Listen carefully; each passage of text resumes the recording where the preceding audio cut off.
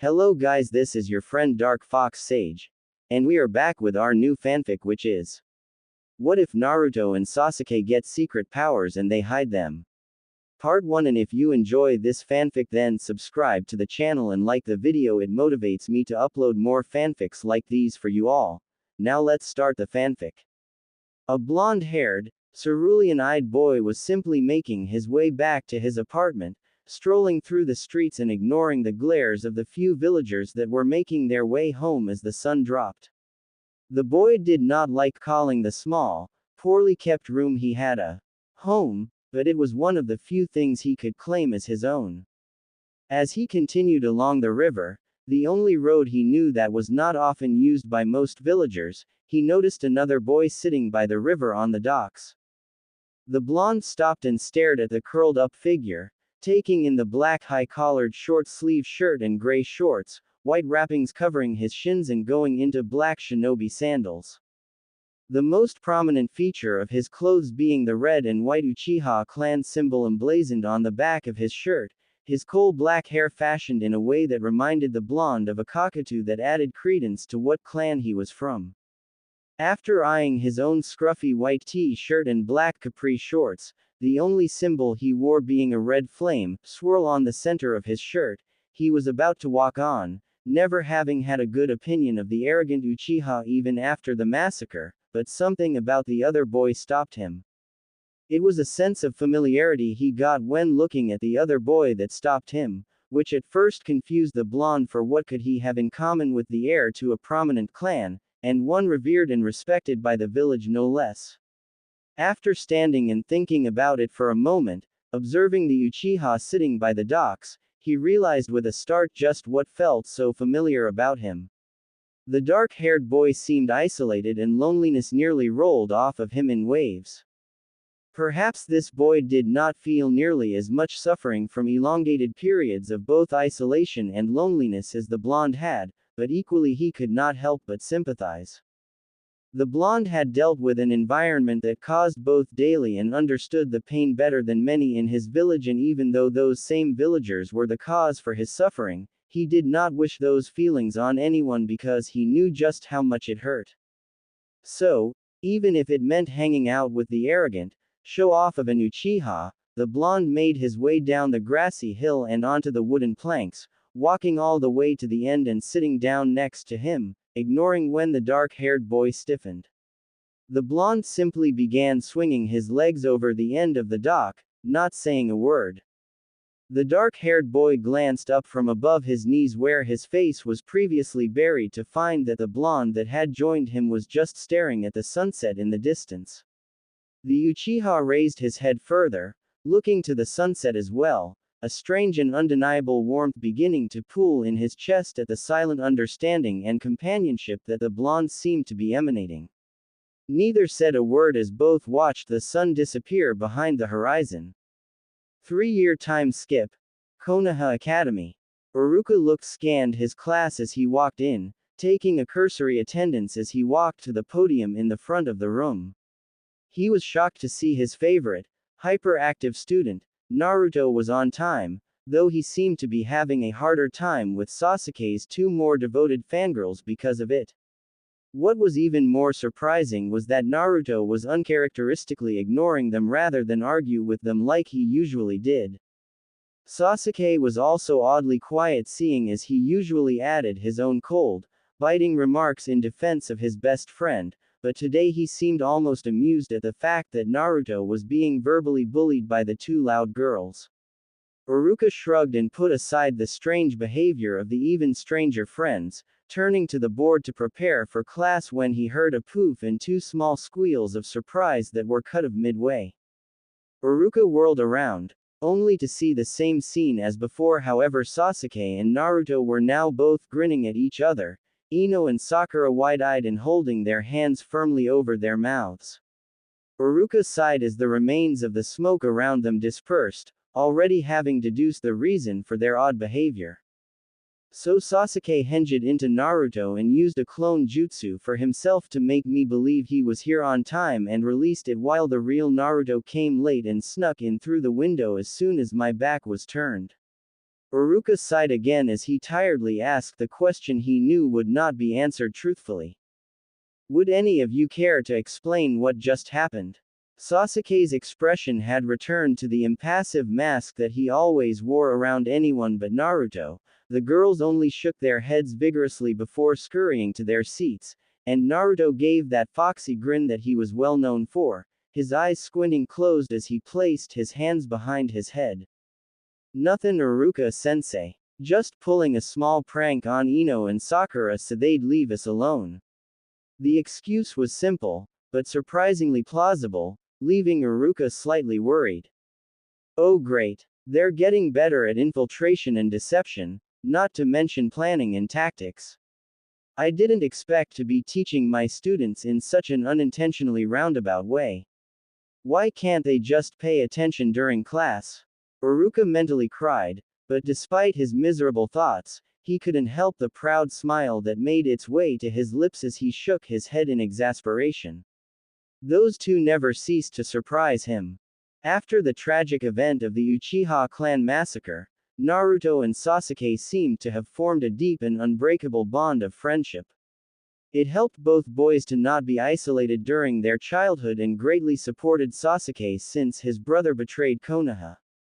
Naruto had stepped in to replace him as a kind of irresponsible same-age brother or perhaps even as an older brother figure despite Sasuke being older by a few months. Uruka wasn't the only one surprised by the pair's forged friendship.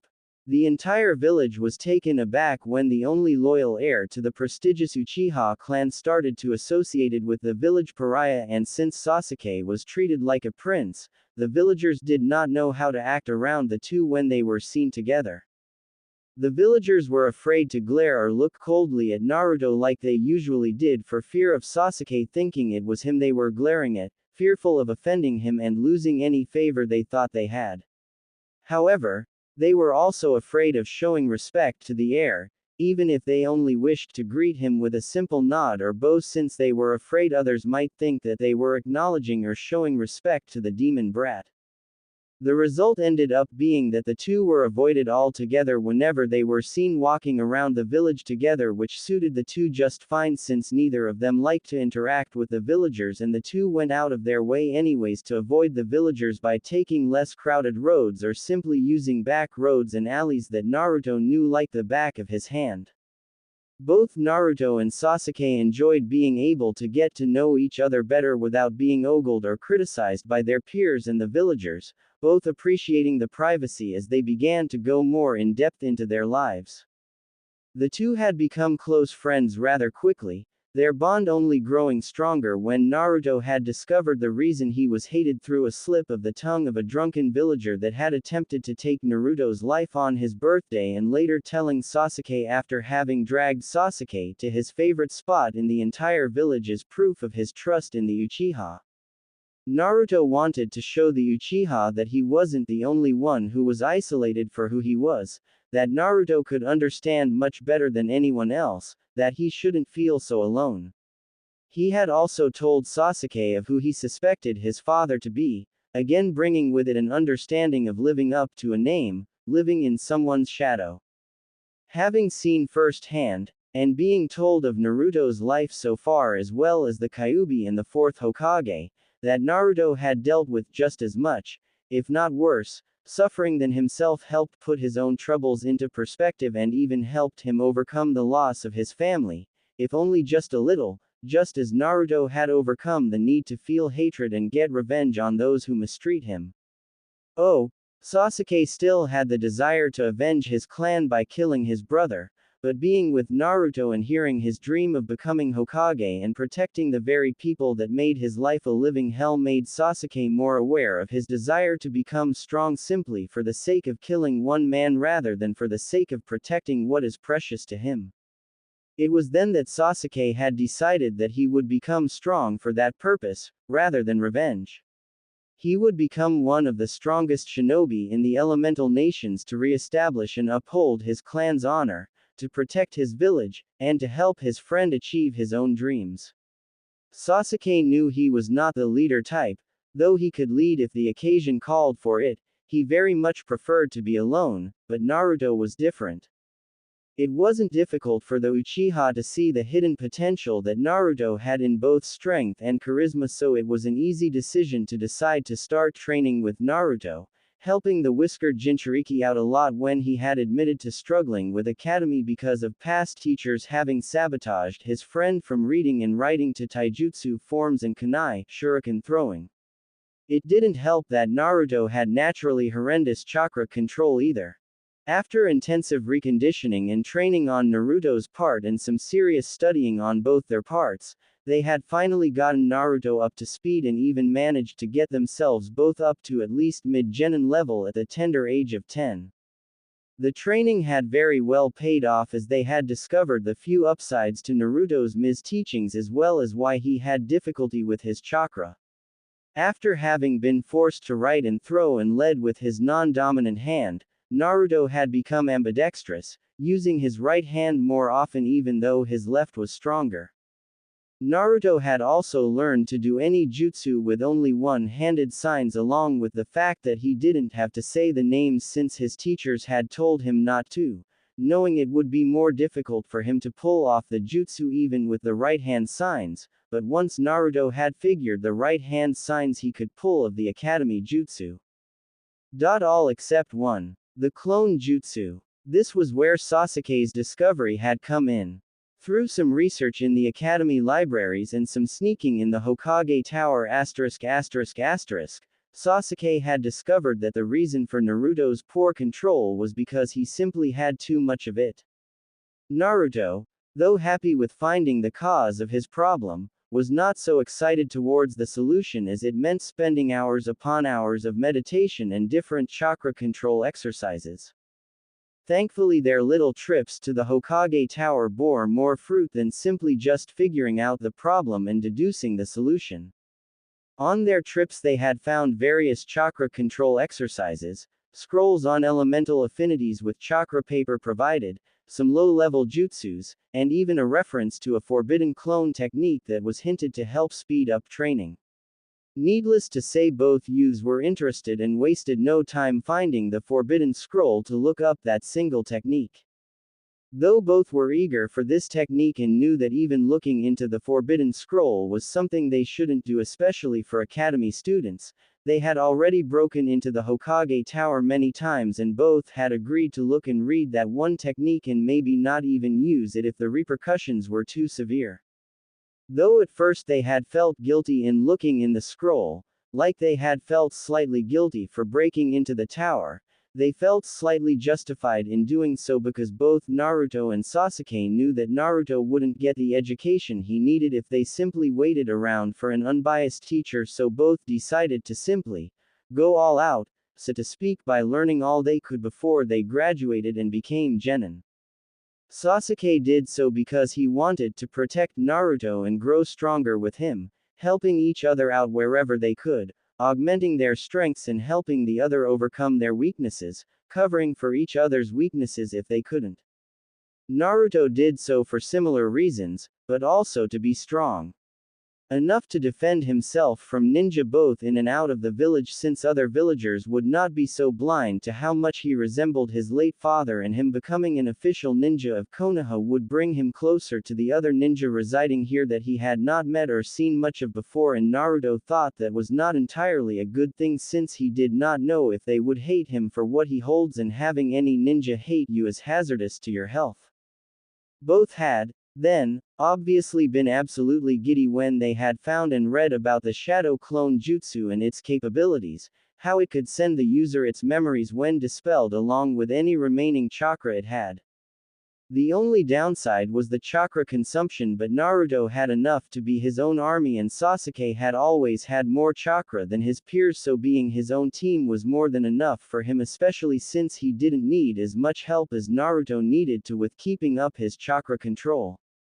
Needless to say, both boys were looking at each other, their grins stretching from ear to ear as they put away the original scrolls and took with them their copied findings back to the little secret base they had made atop the Hokage monument. Both boys were running at full speed, their eyes wide and alight with excitement, the two practically drooling at how much they could accomplish with that one jutsu, and both thought one thing as their eyes steeled with determination.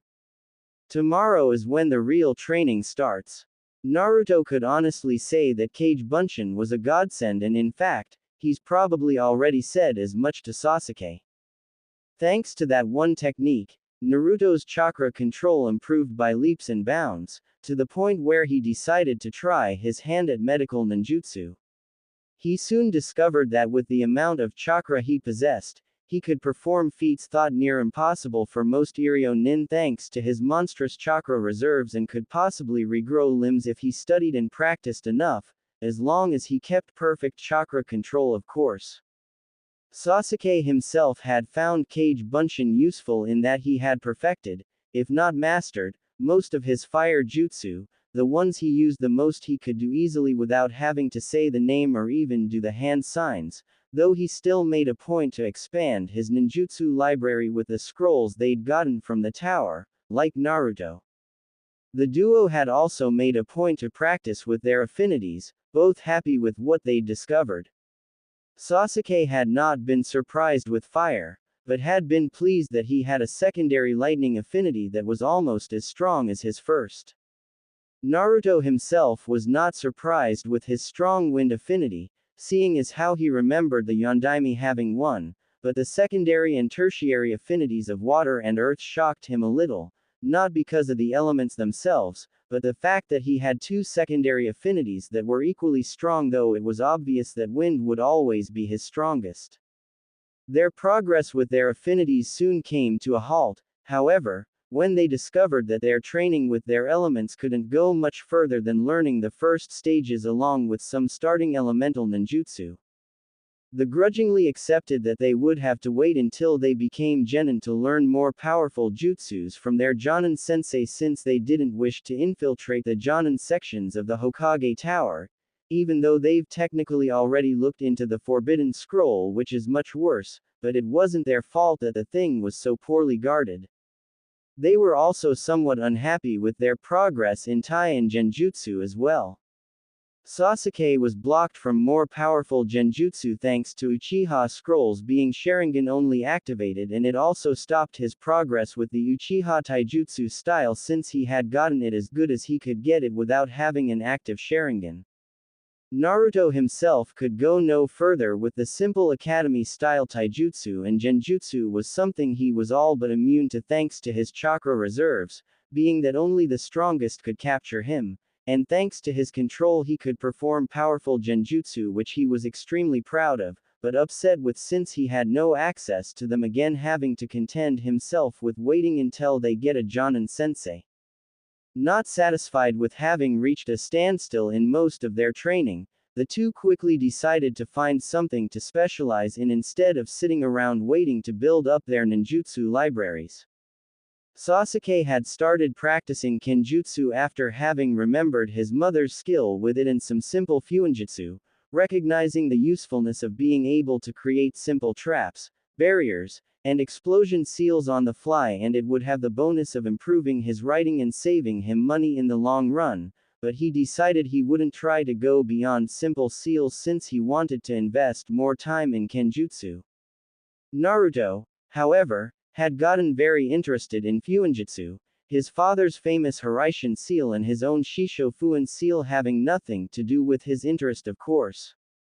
Of course, his interest in fuinjutsu was also not enough to occupy his time, seeing his clones could learn fuinjutsu without his needing to do anything but wait or join, so he began to avidly touch on kenjutsu as well, wanting to at least be able to wield a sword if the occasion called for it, but his attention was soon diverted to something else when he found some rather old books in a forgotten part of the civilian section of the public library.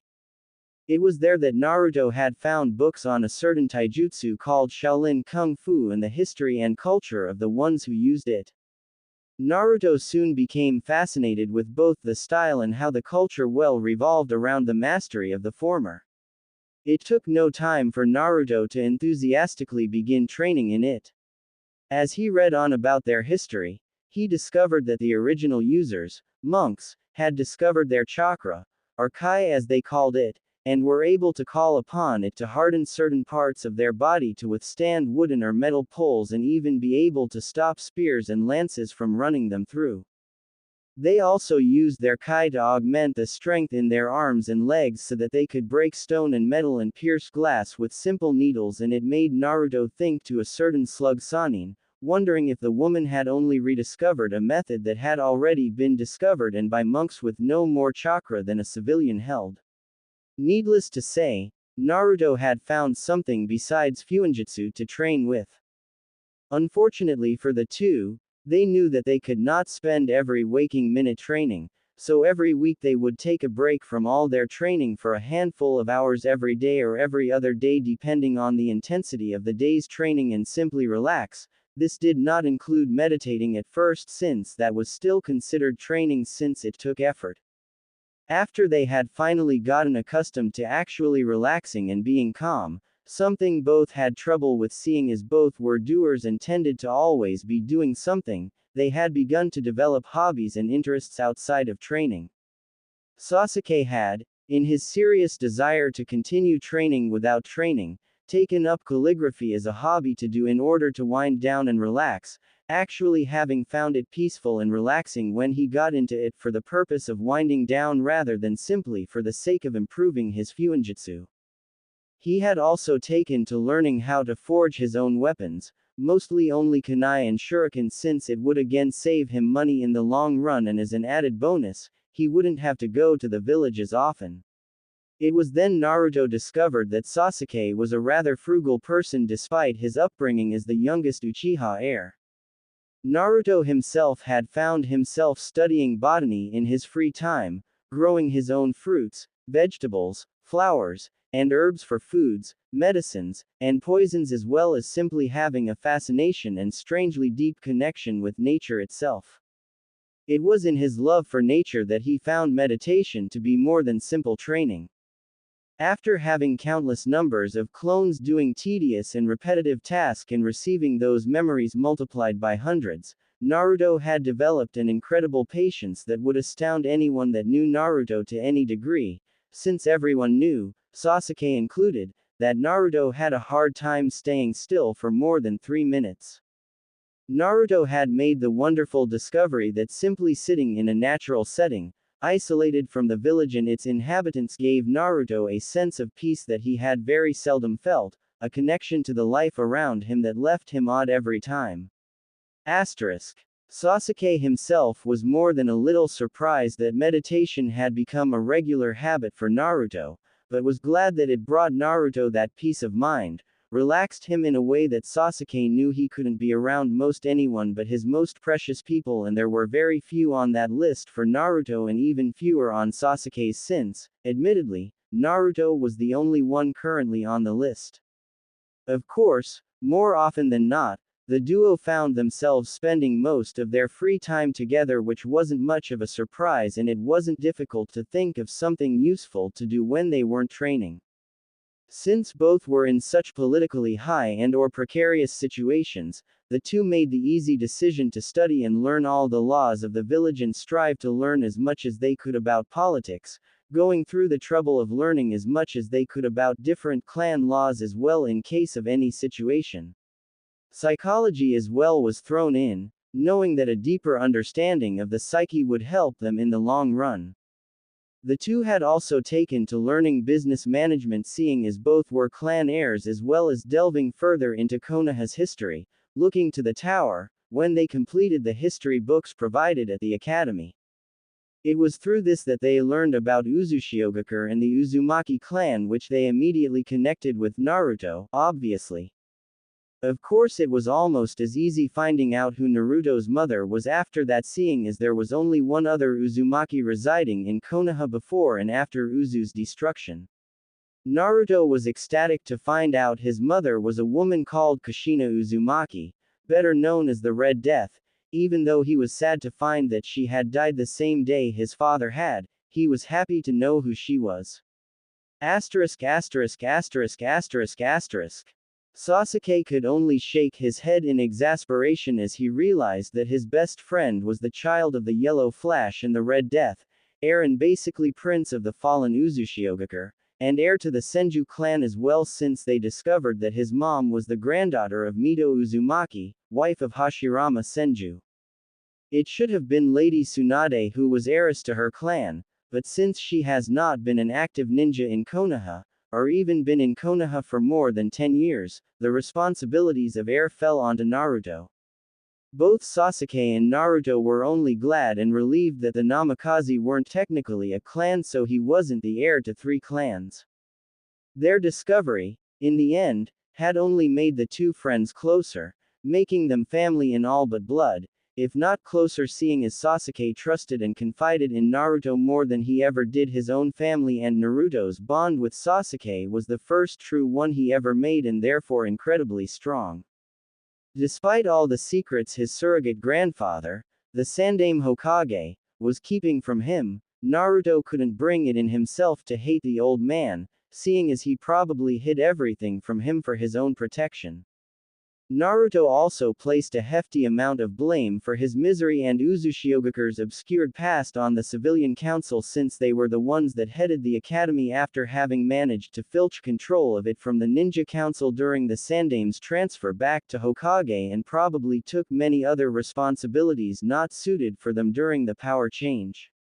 Though Naruto still found some fault in some of the things his Gigi did, he knew his grandfather figure was old and tired and at a disadvantage with the now overpowered council, but it would be easy enough to fix if Hiruzen just grew a backbone and reminded them that this village was a dictatorship, not a democracy. It may take time, but it could be done. Of course, Naruto wasn't very focused on his grandfather's political problems right now, instead focusing on getting stronger with Sasuke so he'd be able to defend himself against anything that may come their way. I can't believe I've never tried it before. Naruto only sighed as he looked away from Sasuke's frustrated face with a head shake. How many times have I told you already to stop beating yourself up over it? Sasuke only gave an amused smirk as he took in his friend's exasperation. 12. Naruto turned to Sasuke with a question on his face. You've told me 12 times.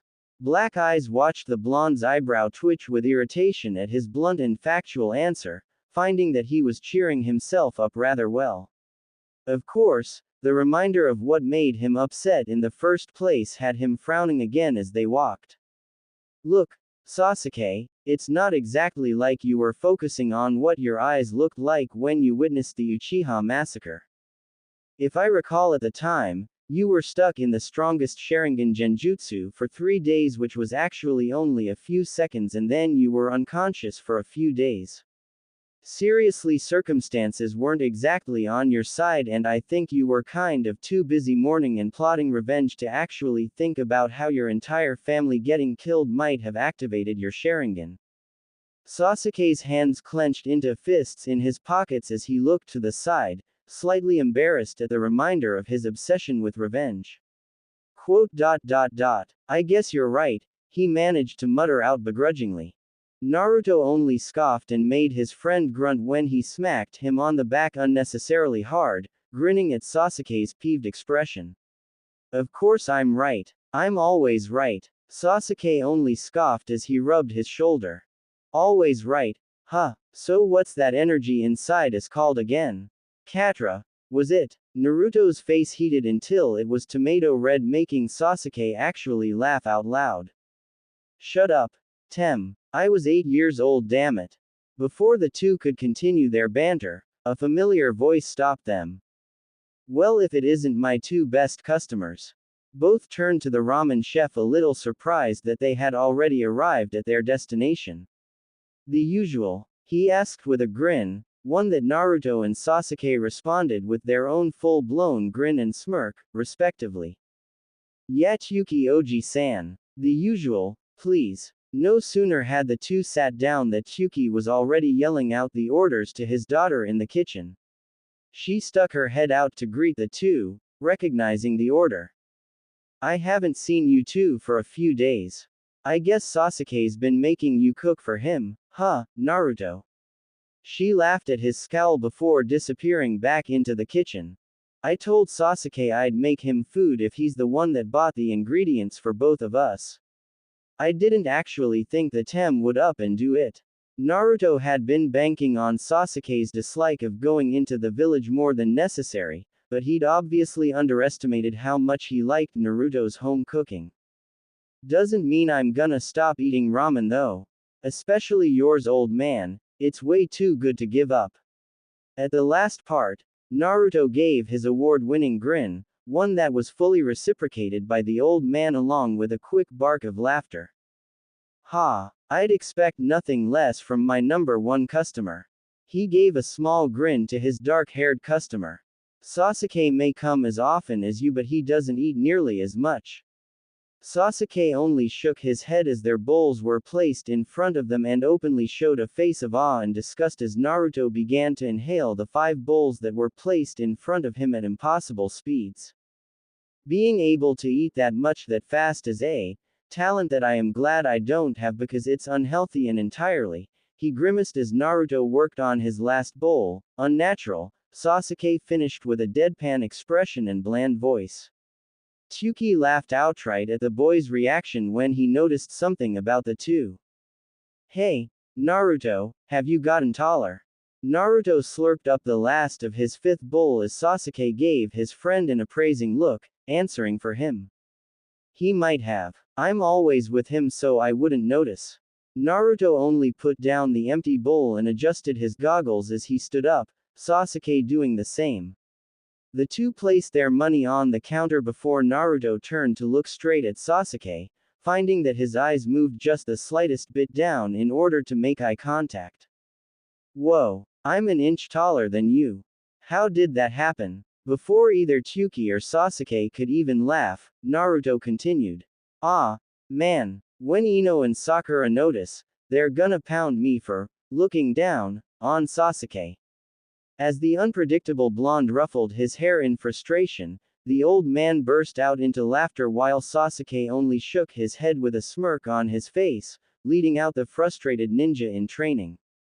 Naruto sighed as they walked off, his usual too large grin taking up half his face, his hands behind his head as the two walked through the village, people avoiding the two like the plague, somehow finding themselves suddenly distracted with their children, a nearby shop or whatever is in their hands.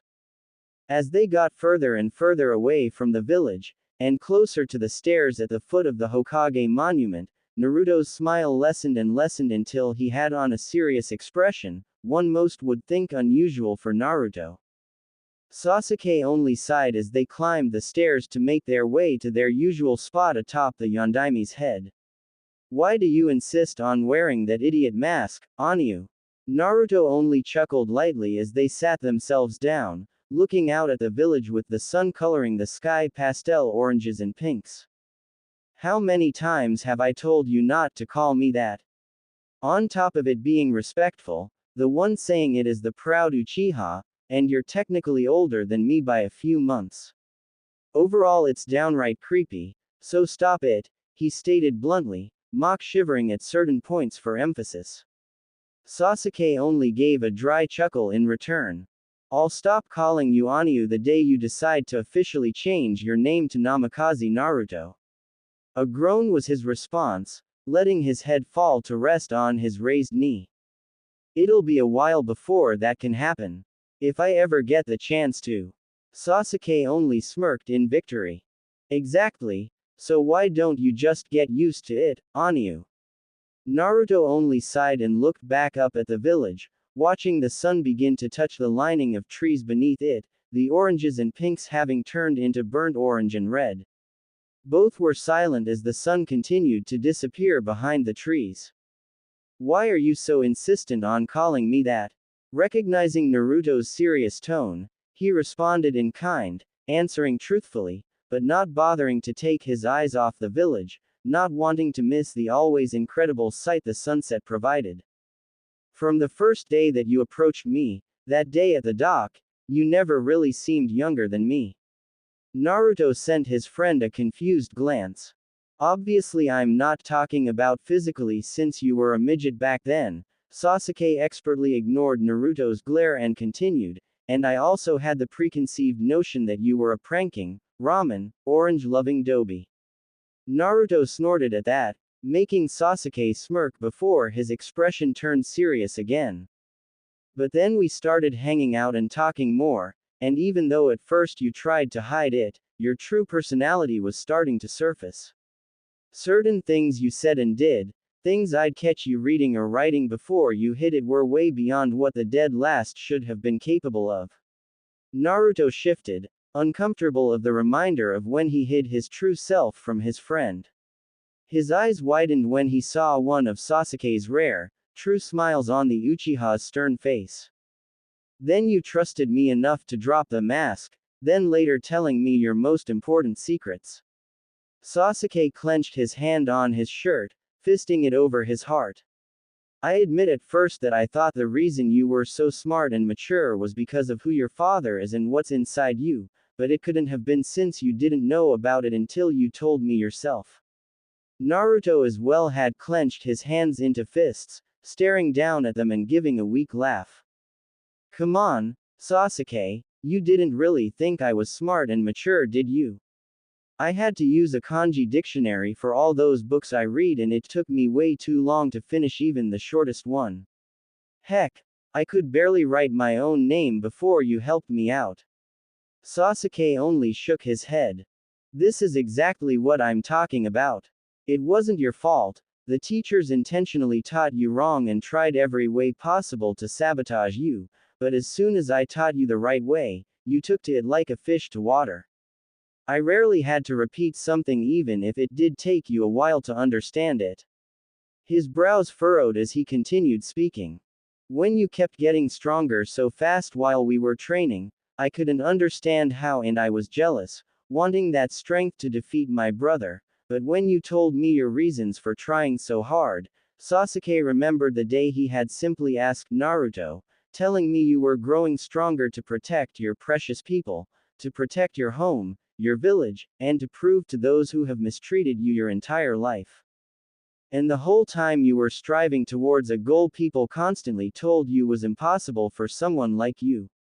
Sasuke took a few deep breaths as he took in the sight of the entire village, the significance of such a scene. Naruto had taught him that the Uchiha didn't define Konoha. The Uchiha was only a part of Konoha, a rather small part if one took into account all the separate clans, non-clan ninja, and civilians.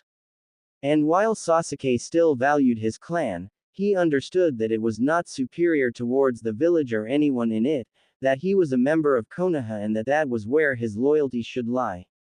Naruto taught him that strength came from the will to protect, not just the desire for revenge.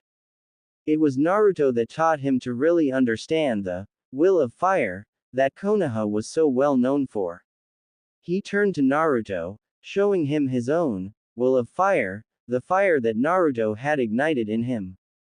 I call you Anyu because I respect you. I respect you because you are stronger than me. You also made me understand how you gained that strength.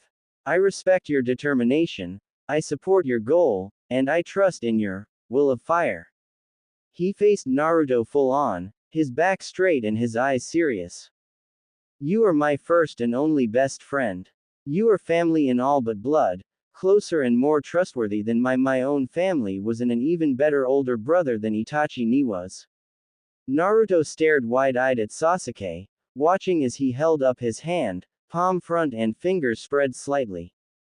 Anyu. Naruto shook away the emotion that threatened to water his eyes, giving Sasuke a warm, goofy smile as he clasped their hands together, still raised in the air. Ototo. Naruto responded happily before both let go, only to surprise Sasuke when he used that same hand to flick him on the nose, making the Uchiha let out an uncharacteristic yelp of pain and shock. Naruto's eyes twinkled in amusement as Sasuke raised his hands up to his nose as if to cover it from further assault. My, that was the longest I've heard you speak in a while. Naruto gave a mischievous smirk. Are you professing your undying love to me, Otuto? If so, many of your fangirls will be very disappointed. Sasuke's cheeks reddened as he sputtered behind his hands, making Naruto laugh out loud. Shut up, Anyu. I can't believe you said that. He shouted indignantly, only making Naruto laugh harder. Eventually, Sasuke couldn't help but join Naruto in his laughter, finding his amusement rather contagious. The two eventually quieted down, lapsing into a comfortable silence as they turned their attention to the darkened sky, the stars sparkling brightly now that the sun had gone. Guess we're spending the night here again, huh? Sasuke nodded mutely, laying back with his hands behind his head. It's not like we need to go back for clothes. At least not since we learned the Kage Bunshin. Naruto also laid back with a smile. Are you talking about how we sent them for clothes or how they expanded our little underground hideout to a 5-room, 2-floor base? Both, he replied with a smirk, remembering how many clones they had expended on that project of theirs, one that was very well worth it and impressive for 2 academy students in his opinion.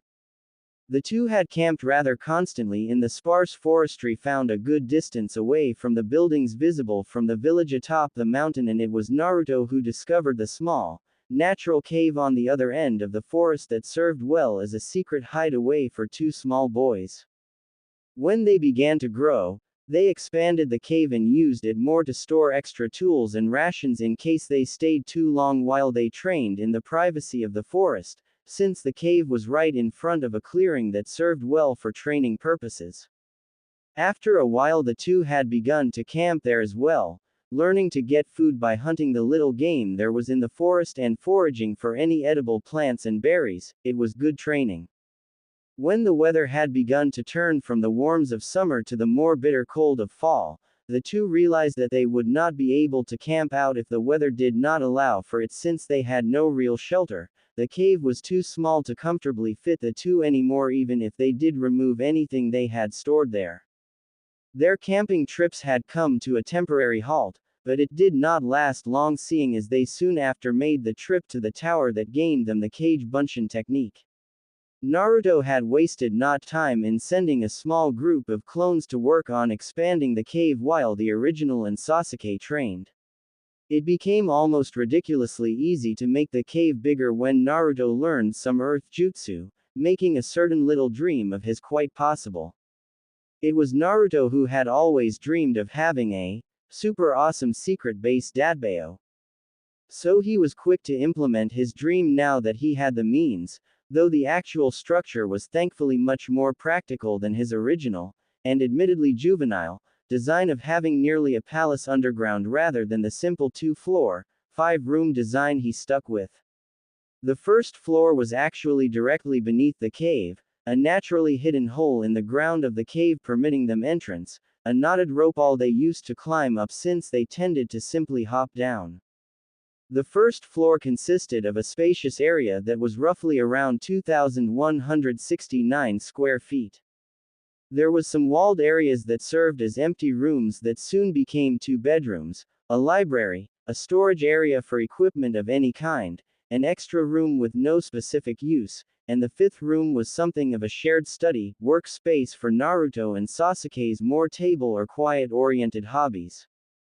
On the wall adjacent to the rooms were smooth stone counters that were hollowed out and contained built-in shelves for some, obviously meant to be a kitchen of sorts.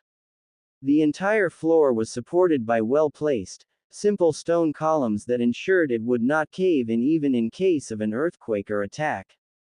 The second floor could be entered through a wooden trapdoor the two had made after the bare bones were completed and served as a near-empty, no-room, area that served as their training ground. The spaced columns scattered across the area served well for their chakra control and getting used to fighting while sticking to vertical surfaces. Both floors had been rather barren for a time, but the two eventually began to add furniture, sparsely decorating the first floor walls with the occasional painting or picture, though any pictures shown were of scenery. It was when the duo had begun gaining hobbies and training in a specific area that their base began to really begin to look more than Spartan. Sasuke's and Naruto's best calligraphy hung on the walls, most of them quotes of previous Hokages or certain kanji characters for certain words like bonds, determination, fire, etc. Naruto's study of botany began to show as he had started adding potted plants anywhere he could, all of the plants used to low lighting. Lighting, At first had been a problem since they had no outlets for electricity and had to contend with candles and gas oil lamps. At least until Naruto started learning more about sealing. Fuinjutsu was a small godsend for the efficiency of their base. Adjusted flash seals along the walls and ceilings of the floors gave the place proper lighting that could be adjusted with a visible master seal that controlled all the others and was attuned to only their chakra. Security seals at the entrance of the first and second floor ensured that they would be the only ones getting in since the seal required the blood and chakra of an individual to be keyed in. Privacy and shock-proofing seals ensured that no one would be able to hear them, no matter how much noise they made, and the Sandaime couldn't even scry them on his crystal ball. Naruto had really outdone himself when he created specific seals to allow for a fully functioning kitchen and allowed them to have a bathroom as well. Adjustable heating seals served as a usable stove and open oven, and adjusted storage seals served as a sink after making parts of the countertops concave. A fridge was also easily doable as all it required was an adjusted heating seal that cooled instead of heated. The heating seals and water storage seals made it easy to make a bath after the bath itself had been created, the sink just as easy. The tricky part lay with the toilet. After having planned and designed seals and how they would work with a regular toilet, Naruto managed to make a working toilet, a water seal in the tank of the toilet to provide the water, that could be easily refilled via another seal, and attaching it to the flush valve that also triggered an adjusted storage seal at the bottom of the toilet that destroyed its contents as soon as the toilet emptied itself. It was kind of gross to think about, but worth it in the long run since they didn't have to go out into the woods just to do their business, and it helped that you couldn't see or hear the process happening in the seal. Though it was true that it was Naruto's childish dream to have a secret base, the effort put into making it so homey was to have a safe place to stay where he would be able to relax without worry and spend however long he wanted with Sasuke. Sasuke himself was of a similar opinion, but more because he did not like going back home to an empty clan compound, and he knew Naruto did not like going back to a ratty, empty apartment. The base served as a safe haven from their empty homes and kept them from the prying eyes of the villagers, allowing them to train in secret and with peace of mind. It was also a very convenient place to hide the scrolls of copied jutsu and other things that they'd acquired from Hokage Tower.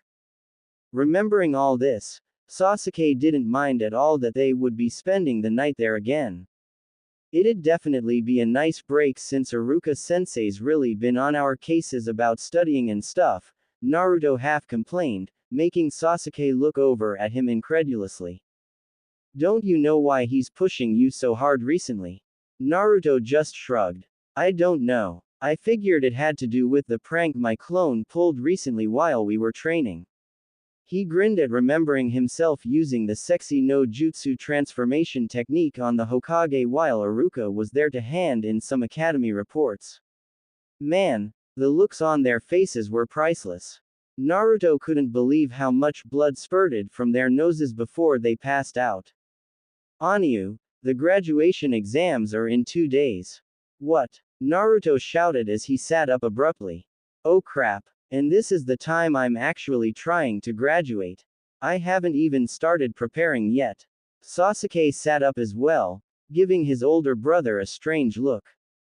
What do you need to prepare for? You already know all the material that'll be covered.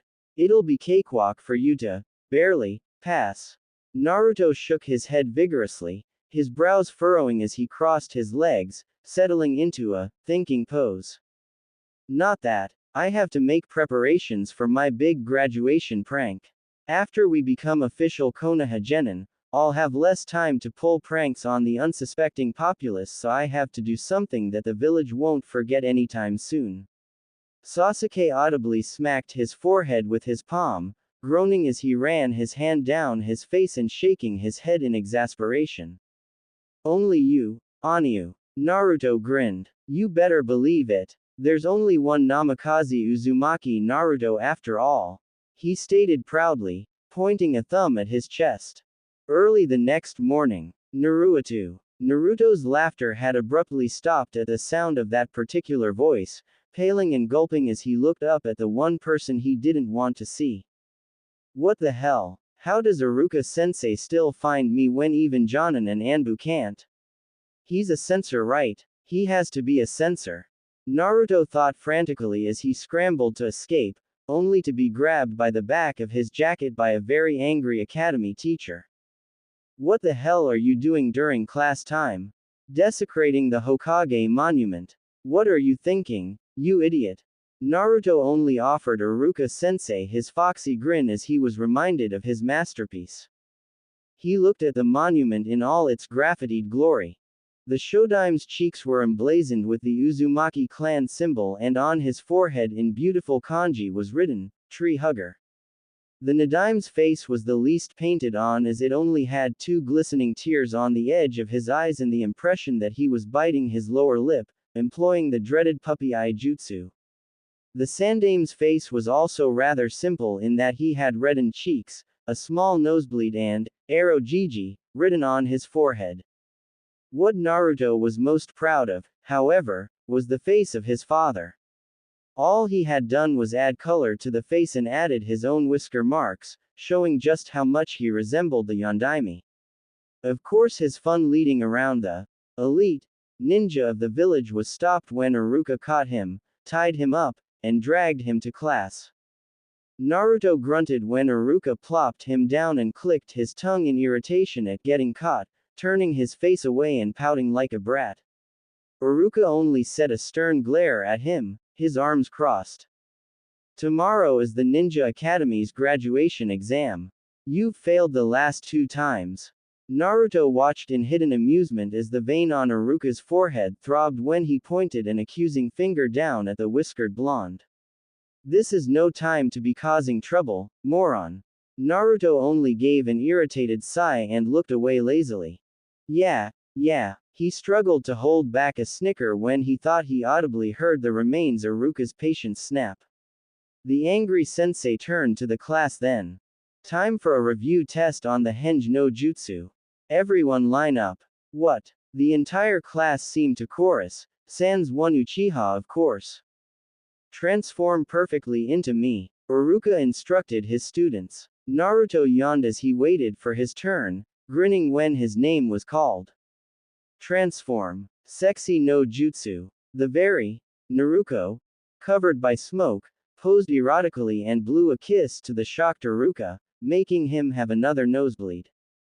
Yahahaha. How'd you like seeing that jutsu again, Iruka-sensei? Of course Iruka held Naruto back after he woke up and class had ended, quick to yell. You dumbass. I told you not to use that stupid jutsu anymore. And of course, Iruka also issued out the punishment of Naruto having to clean the Hokage monument of his art, though Naruto knew that his teacher would have given him the punishment regardless of whether or not he chose to employ his perverted jutsu. I won't let you go home until you clean all of it. Iruka stated with a scowl, his arms crossed as he eyed Naruto, who was scrubbing away at the Shodime's face. Like I care, it's not like there's anyone waiting at home anyways. I'm glad I used water-soluble paint, and that I told Sasuke not to expect me today, but man, cleaning this will be tedious without shadow clones. Bah. Naruto just started scrubbing harder, wanting to get this over with. Naruto. Naruto squinted up at Iruka suspiciously, wary of the softer tone. Now what? Iruka was squatted on the Shodime's headband, a finger scratching a slightly flushed cheek, his eyes looking away. Well, if you clean this all up, I'll buy you some ramen tonight. Naruto's face lit up like it was Christmas morning. Free ramen. Alright. Naruto stripped off his bulky jacket, leaving him in his black t-shirt. Okay. I'll work hard. I will. Naruto exclaimed with renewed enthusiasm. Later at Ichiraku's, Naruto. Naruto continued to expertly slurp his noodles as he turned squinted eyes to Iruka. Why'd you do that to the monument? Don't you know who the Hokage are? Naruto resisted the urge to sweat drop. Iruka-sensei, you've lectured on the Hokage a million times. Even if you think I'm an idiot, isn't that a little much? Naruto replied readily. Of course. Basically those that receive the Hokage name are the strongest ninja in the village, right? And among them is the fourth, a hero who saved the village from a fox demon. He made sure to respond with his mouth full of food. Gotta keep up the mask a little longer after all. Then why? Iruka asked while Naruto stuffed his face.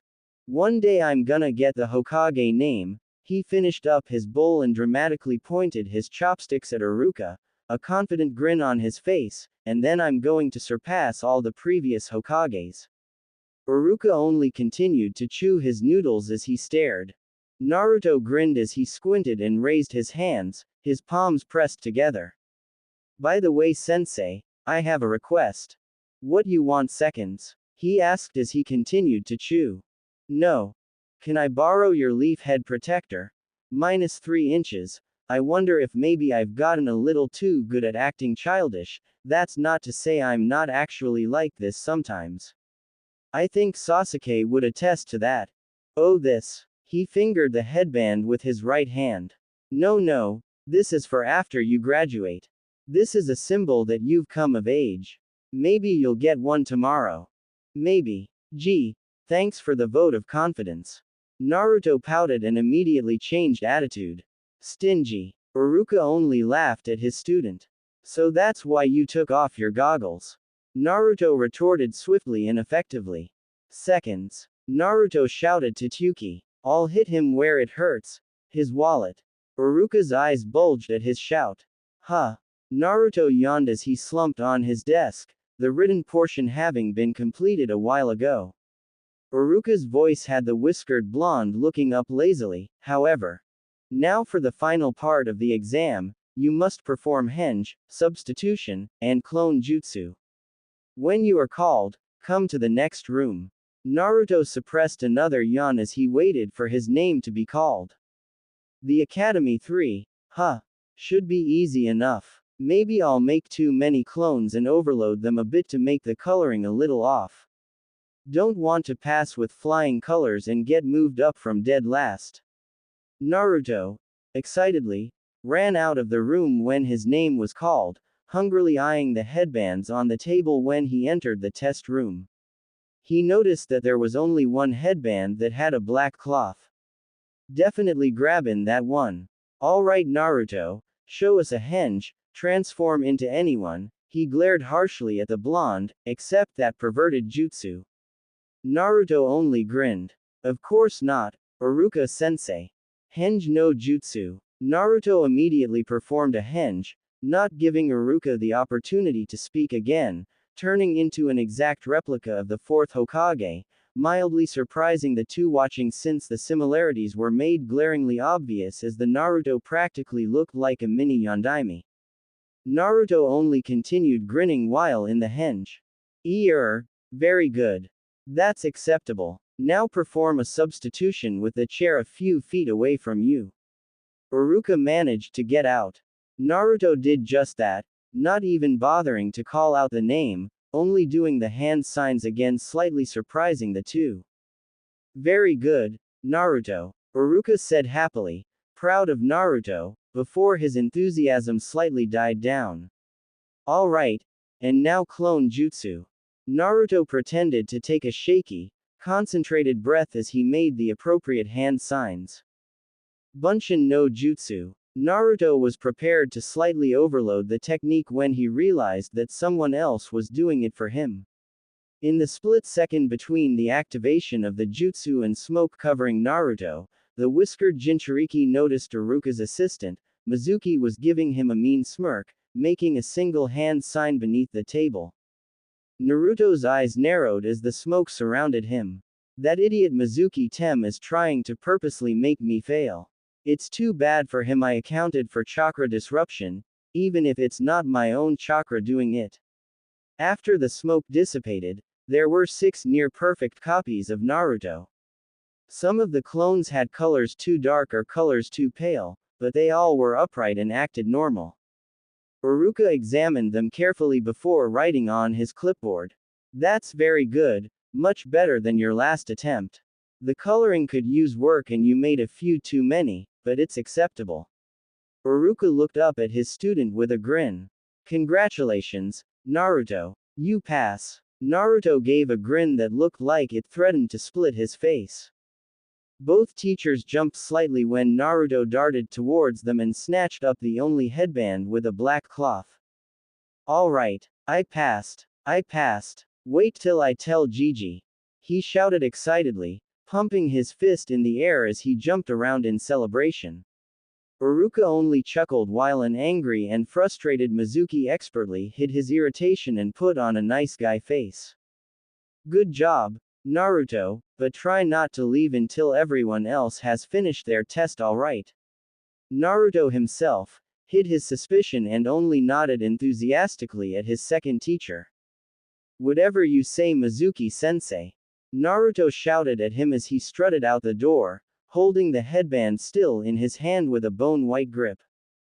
Naruto couldn't help but become slightly depressed as he took in all the parents praising their kids, unable to help but think of what it would have been like if his parents had still been alive. Great job. That's my son. Now you're a man. I'm so proud of you. I'm going to make your favorite dinner. Naruto shook his head to get rid of his depressing thoughts, finding comfort in thinking of how his Gigi would react when he told him and the celebration with Sasuke waiting at their base. Hey, that kid. Naruto's ears perked up, recognizing the tone of voice. Yeah, that's him. I can't believe they passed that thing. That's horrible. Something that dangerous shouldn't be allowed to become a shinobi. Especially since he's. Hey, we can't talk about that. Naruto put on his goggles, not feeling like putting on Konoha's symbol at the moment, glad he had told Sasuke to leave as soon as he could, otherwise he would have probably killed those two shinobi for what they said about his respected Anyu. Naruto only sighed as he walked off, using the back road to avoid anyone, only for Mizuki to call his name. Naruto. Said blonde whirled around as if surprised, though he had sensed Mizuki since a while ago. Mizuki-sensei. Naruto resisted the urge to groan when Mizuki kneeled down with one of the most false smile he had ever seen. Don't let what those people say get you down. You trained hard to pass today after all. Naruto only mumbled a half-hearted agreement, dejectedly looking down as he kicked up a little dirt.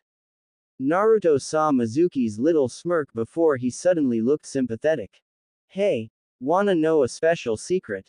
Naruto peeked up at his suspicious sensei curiously. This oughta be good, Naruto thought dryly. I should talk to Gigi about how it's waay too easy to break in here, Naruto thought with a sweat drop as he snuck around the tower. I mean, seriously, I'm wearing my bright orange jumpsuit and have been sneaking around with academy-level stealth skills. Where the hell is everyone? Naruto, what are you doing at my house at this hour? I sighed in exasperation and whirled to be face to face with the Sandame. Finally. About time someone showed up. I've been waiting for someone to catch me since I started climbing the side of the tower. Naruto exclaimed, exasperated, only serving to confuse the Hokage greatly. Wait, what? Why in the world are you trying to get caught? Naruto's brow scrunched up as he crossed his arms, the entire image looking rather funny as Naruto tried to look serious. Well, Mizuki-sensei came up to me after I had passed today and told me about this extra credit test I could take to up my score. Naruto watched in hidden interest as the Hokage stiffened at this. Yeah, he's definitely a traitor, though it was pretty obvious after he told me about the test. Oh, the Hokage asked with forced amusement and nonchalance. And what is this test he gave you? Naruto shrugged. Break into the Hokage tower, find some scroll labeled forbidden or something and learn one jutsu from it at a secret meeting spot while I waited for him there, all without getting caught. I thought it was a little fishy, so I decided to tell you about it. Naruto saw the subtle hand motion he made that summoned an Anbu from somewhere. Well, I'm glad you told me, Naruto. I think I'm going to assign you your first mission. Naruto perked up immediately at that while the Hokage turned to the Anbu. Cat, go get the forbidden scroll for me. Naruto was nearly bouncing off the walls at the prospect of a mission. Well, what is it, Gigi? Tell me. The Hokage chuckled at his surrogate grandson's enthusiasm. Listen carefully, Naruto. This is going to be an A-rank mission. Naruto's eyes began to sparkle excitedly. Your mission is to draw out the traitor Chunin Mizuki. What are the parameters of the mission? Naruto questioned as Kat came back with the scroll in her hands. Naruto internally smacked himself when the Hokage looked startled at the question, but hoped the curious childlike gaze he was sending him would disarm the old man, which it thankfully did. He smiled as he handed Naruto the scroll, watching as the blonde strapped it to his back. The Anbu will be following you from the shadows but will step in only if you are in danger of dying.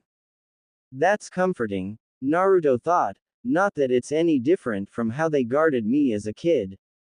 I'd like you to knock him out, but you are allowed to use deadly force if necessary. Naruto nodded and grinned. All right, they'd prefer him alive, but I've got the okay to kill him. Nice to know. Naruto made his way over to the window. Understood, Gigi. I'll be back in no time, so you better get my pay ready. The Hokage only chuckled, but stopped him as Naruto was already halfway out the window. Naruto, the blonde looked back questioningly. What would you have done if Mizuki was telling the truth and this really was a test?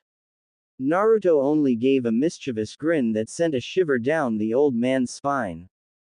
That's easy, Gigi. I woulda just used my sexy no jutsu on ya and run off after finding the scroll. Naruto laughed at the Hokage's shocked and mortified expression as he leapt out the window to make his way to where Mizuki Tem had told him to go. Naruto was catching his breath, sitting on the forest floor as he got his heart rate back to normal. Damn, Mizuki Tem must have gone around telling everyone I stole the scroll. No other way all the ninja of the village would know to chase me around this particular night. I'm so giving him a good pounding. I've found you. Hey. Naruto's head snapped up to see an angry, smiling, and shaking Iruka. Are you kidding me? How the hell did he find me? Oh crap, oh crap, oh crap. Think. Naruto immediately jumped up with a grin, posing as he pointed at Iruka with both hands. Oh, I found the nose bleeder. It was then Iruka employed his famous, big head, jutsu. Idiot. I found you. Naruto only scratched the back of his head, while Iruka huffed in irritation. The blonde chuckled lightly. You found me. I've only learned one skill. Iruka put his hands on his hips. Hey, you're all beaten up. What were you doing? Naruto glanced at his beaten up clothes, noting all the small scrapes and bruises on his skin. Well, I had to pass the time somehow, so why not spar with my shadow clones? Naruto only grinned excitedly at his teacher. Never mind that. Hey, I'm gonna try an incredible jutsu. If I do it, I get a higher passing score, right? Naruto mentally rolled his eyes. I think I'm starting to feel insulted that people actually think I'm this stupid. I can't wait until the day of team assignments. Naruto only squatted slightly as he made the hand sign for the Kage Bunshin, but not actually performing it, pretending to take time to concentrate. Naruto, Iruka called. HN, he asked, borrowing the Uchiha's famous monosyllable. Where did you get that scroll on your back? Naruto straightened. Oh, this. He looked back at the scroll. Mizuki-sensei told me about it and about this place too. It'd be nice if you figure this out soon, Iruka-sensei. Mizuki's getting closer. He said if I showed you this skill, I'd definitely be Rookie of the Year. Both Iruka and Naruto stiffened as they felt and/or heard a volley of kunai coming their way. Iruka was the first to react, pushing Naruto out of the way before he could leap away on his own, leaving Iruka to get hit. Crap. This Tem has horrible timing. Maybe training with my clones wasn't such a good idea. Naruto thought as he struggled to feign ignorance and idiocy, looking between the crouching Mizuki on a tree branch and the injured Iruka. Nice job in finding him. Mizuki mocked his childhood friend, his arms still outstretched from when he threw the kunai, two large shuriken tied to his back. Uruka glared at the traitorous Chunin. I see, so that's what going on. Naruto, meanwhile, was silently releasing his weight seals, knowing Genin's speed wasn't going to cut it. Asterisk. Naruto, give me the scroll. Naruto twitched at having been addressed, covering up his tenseness by looking stupidly between his sensei and the traitor, sending Uruka a nervous grin.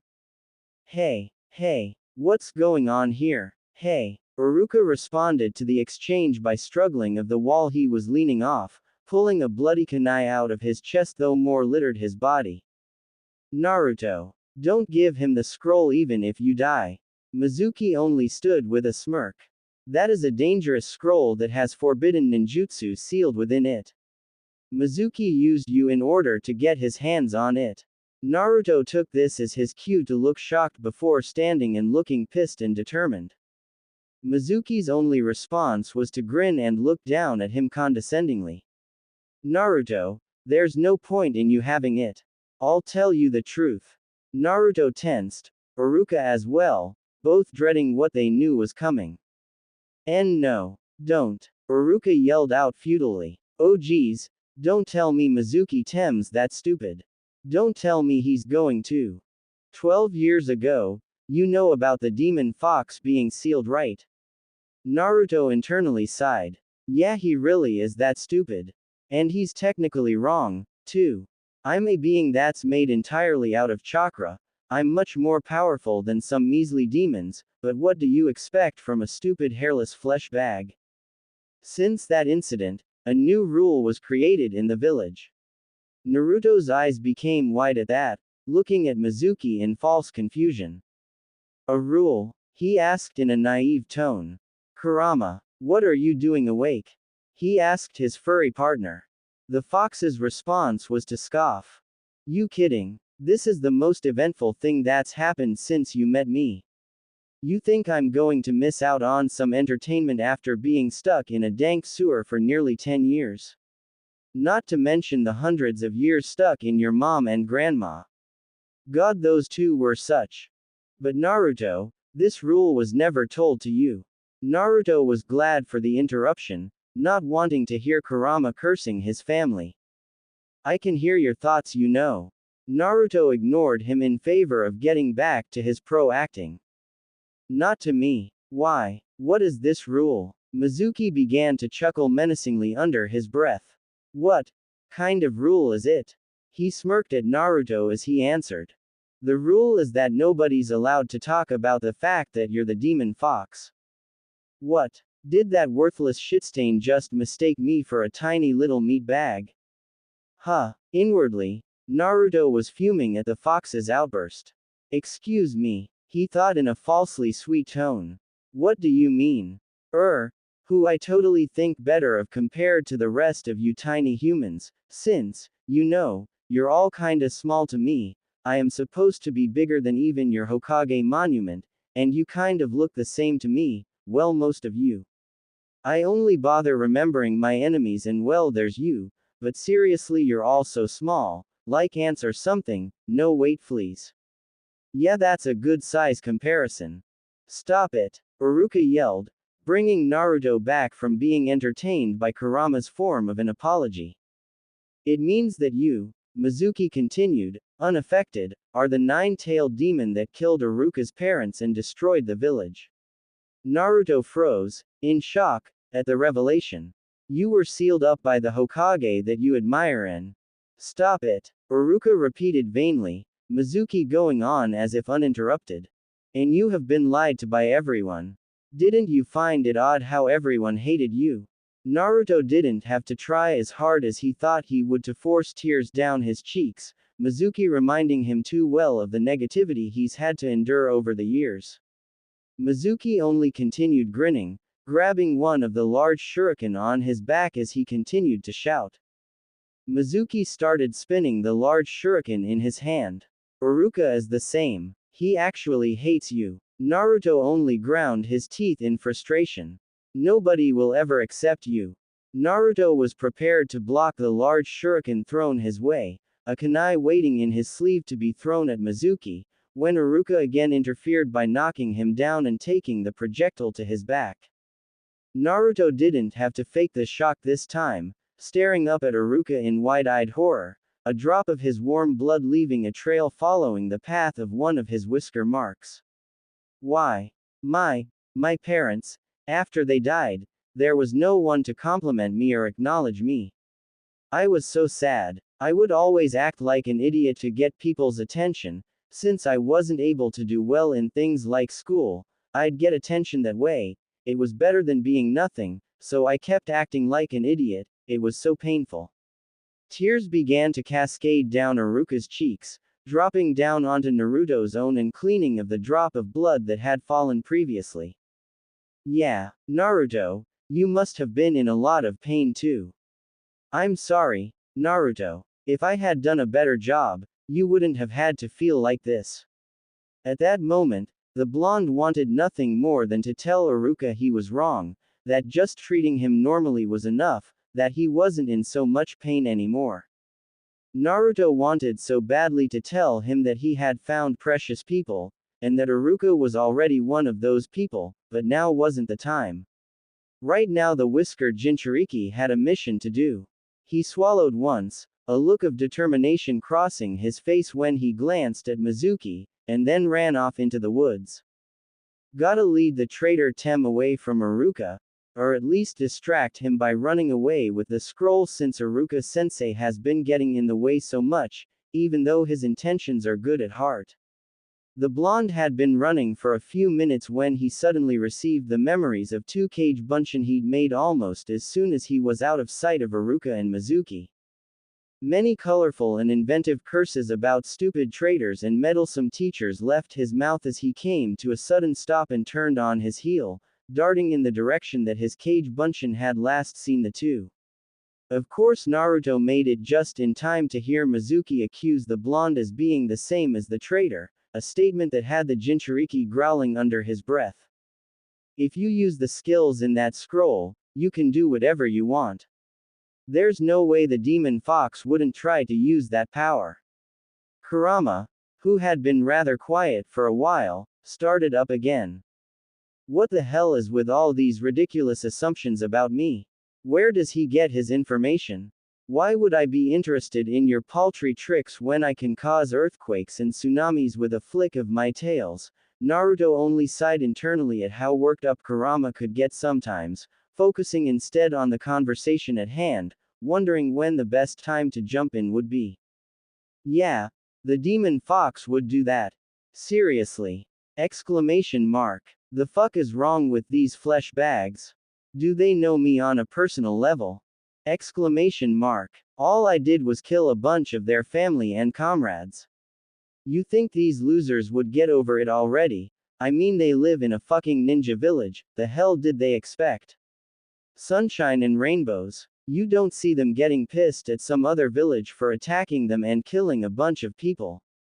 WHO does Konoha think they are? IWA. Asterisk asterisk asterisk. After realizing that the fox wasn't going to stop rambling anytime soon, Naruto elected to start tuning him out. But Naruto is different. I've acknowledged him as one of my excellent students. He may not take things seriously, and he's clumsy so nobody accepts him, he already knows what it feels like to have pain in your heart. Iruka's voice became more solid and determined as he went on. He was never the demon fox, he is a member of Konoha. He's Uzumaki Naruto. Naruto's knuckles had gone bone white, his fists shaking as he stood and listened to his sensei verbally acknowledge him. The chaos of emotions he felt inside him was something he'd only ever felt when Sasuke had said something very similar to him when he told the Uchiha the truth.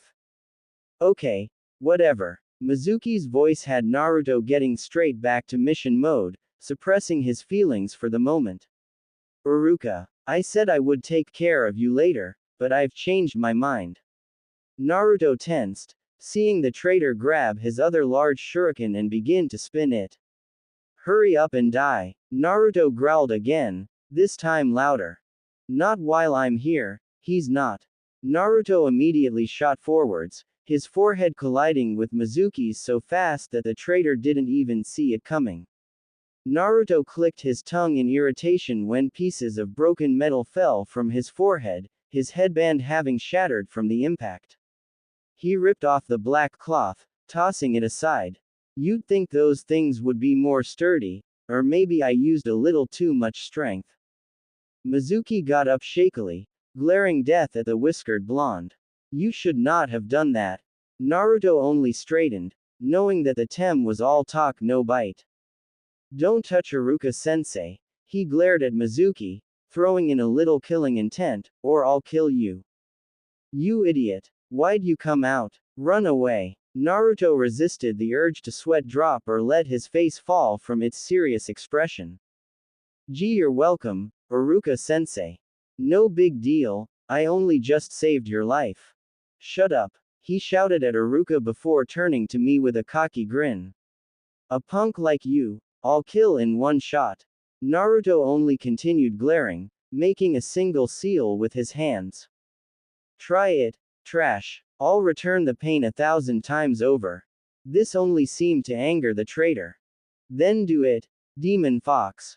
Naruto needed no further prompting. Kage Bunshin no Jutsu. He said it mostly for Iruka's sake as he could actually perform the technique without saying, and without the hand sign, but he kept up the act for the sake of theatrics. Thousands of clones popped into existence, so many that some were perched on the trees, all of them grinning down at Mizuki. Wah! What's going on? What's wrong? All the clones asked. Weren't you going to kill me with one shot? Some snickered when Mizuki could only fall on his ass in shock. Well then, all the Narutos began to roll up their sleeve or pound their fist into their hand. Why don't I start things off? All that could be heard for the next half hour was the sound of Mizuki's screams of pain, ones that left the original Naruto very satisfied, times 1,000 since he dispelled all his clones.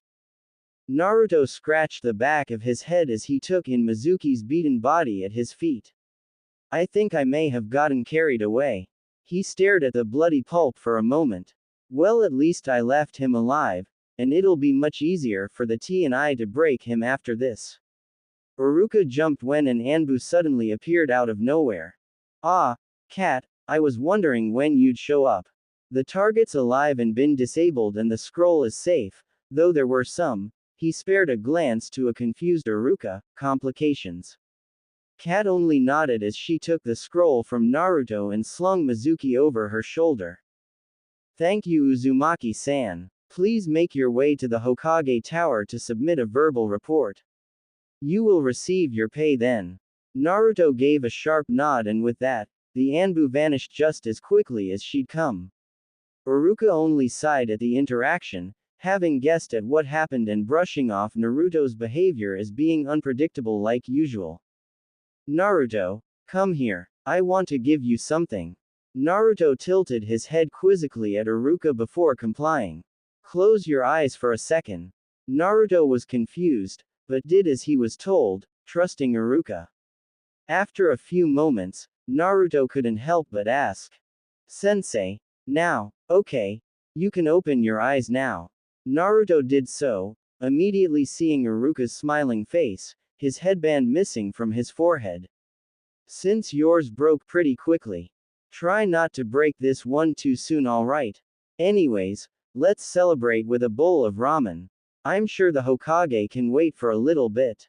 Naruto felt his cheeks heat and his lower lip quiver with happiness. TCH, there goes my entertainment. Hey, I wonder if the old Hokage would let you watch that traitor's interrogation if you asked.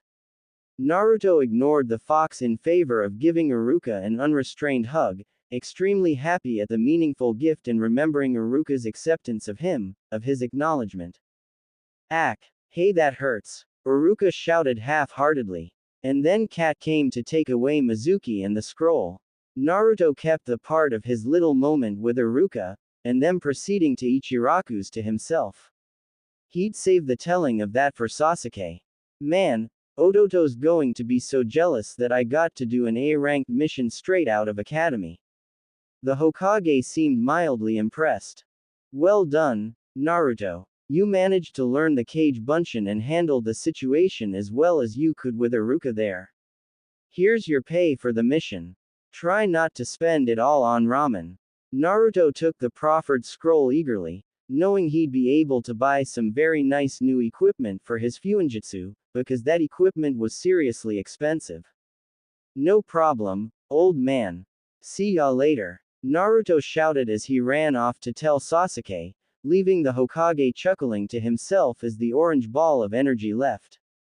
After a period of silence in the office, the Hokage discreetly looked around before opening his first desk drawer and taking out a worn orange cover book.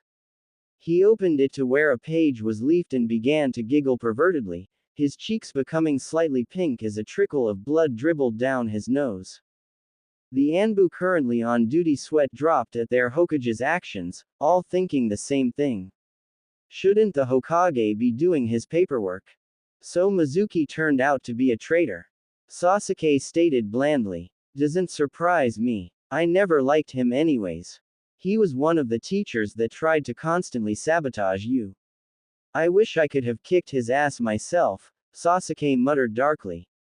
Naruto only rolled his eyes at the Uchiha's protectiveness.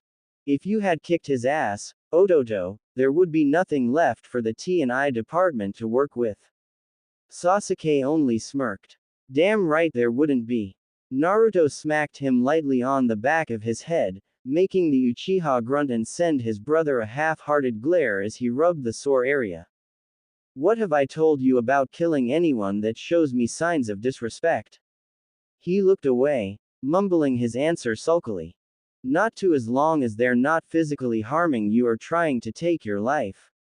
Naruto nodded in approval as he began to clean up the table, Sasuke doing the same as they finished their little graduation party. Good. Besides, we should be more focused on whatever test our Jonin-sensei is going to throw at us. Sasuke only shrugged as he started wiping down the table while Naruto started with the dishes in the sink. It's not like we can plan anything until we know where the test is going to take place and if we'll have enough time to prepare it all. We'd also have to take into account who our third member will be. Both shuddered at that, knowing just which kunoichi they might have potentially ended up with. Have I ever told you how glad I am you told that pink-haired banshee you don't like, know-it-alls? Sasuke nodded. Only after every time we see and hear her screech. It was a hasty, panicked decision on their part when they found out that the Rookie of the Year was placed with the dead last and the person with the second highest score, and since the one that fit that profile at the time was Sakura, they had made a plan immediately to change that. The plan itself was rather easy. All Naruto had to do was ask a well-timed question to what he thought of girls who tried too hard to get perfect scores on every test. Sasuke had responded that he didn't like know-it-alls that flaunted their intelligence, something Sakura had been trying to do to impress Sasuke. The effects were immediate as Sakura soon found herself slowly becoming in the low-high scores of the class, purposefully getting some things wrong in order to show her, Sasuke-kun, that she wasn't one of those girls. Well, as long as it's not Sakura. Anyone is better than Sakura. Naruto smirked as he finished washing the dishes, Sasuke placing the rag in the empty sink. Even Ino? He questioned teasingly. Sasuke only grunted. At least she actually trains occasionally. Sakura barely has enough chakra to be considered a genin. Naruto nodded, acquiescing Sasuke's point. Well, we'll see at team assignments. We'll plan after we factor in our teammate and the test. Then we'll pass and you can finally stop wearing that horrendous orange jumpsuit and start acting more like yourself. Naruto pouted at the jab to his outfit. I'll have you know that this jumpsuit provides fantastic stealth training and I happen to like the color orange. He winced when he looked down at his clothes. Just not as much as this. Sasuke only chuckled at his Anyu's response. Don't worry, you'll only have to wear it for a little bit longer. Just a few more days and we'll both be able to show the village just how wrong they were about you. Naruto only smiled at the Uchiha's statement, surprising Sasuke by suddenly flicking his nose. Naruto smiled warmly at him and spoke before Sasuke had the chance to. Thanks, Otuto. Asterisk asterisk asterisk asterisk. He sent a confused glance at his brother while rubbing his smarting nose, already used to Naruto randomly flicking his nose sometimes. What for? Naruto only laughed at his inquiry. Don't worry about it. Sasuke's perplexed expression only served to make Naruto laugh harder. He knew everything would work out fine, as long as Sasuke was on his side. The next few days are going to be interesting at least.